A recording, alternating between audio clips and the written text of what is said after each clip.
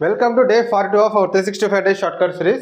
So మనకి ప్రపోర్షన్లో next question చూడండి. When a particular number is subtracted from 7, 9, 11 and 15, the resulting numbers are in the proportion. ఓకేనా? So ఒక particular number 7, 9, 11, 15లో నుంచి కనుక subtract చేస్తే అవి 4 కూడా ప్రపోర్షన్లో ఉంటాయంట. సో అయితే ఆ నెంబర్ ఏంటిది, ఏ నెంబర్ తోటి సబ్ట్రాక్ట్ చేయాలి అని చెప్పేసి అడుగుతున్నాడు అనమాట. ఓకేనా? సో ఇప్పుడు మనకి 7, 9, 11 అండ్ ఆ తర్వాత 15 కదా ఇచ్చింది. సో ఇప్పుడు మనకి దీన్ని షార్ట్కట్లో ఎలా చేయాలి అంటే, సో ఇప్పుడు ఈ రెండింటికి మధ్య ఫస్ట్ 2 నెంబర్స్ మధ్య డిఫరెన్స్ చూడండి ఎంత ఉన్నది, 2 ఉన్నది.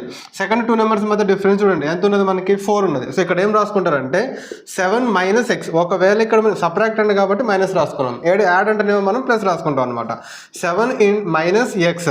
సో దీనికి ఇక్కడ ఈ 2 నెంబర్ల మధ్య డిఫరెన్స్ని ఈ నెంబర్ తోటి మల్టిప్లై చేయాలి, ఇంటూ 4 ఈక్వల్స్ టు, సో ఇక్కడ మనకి first number so 11 minus X, ఈ రెండింటికి మధ్య డిఫరెన్స్ నేమో ఈ నెంబర్ తోటి మల్టిప్లై చేస్తాం. సో ఇంటూ 2 అనమాట. So 2 1s and 2 2s, 7 2s ఎంత మనకి 14 minus 2x equals to 11 minus X.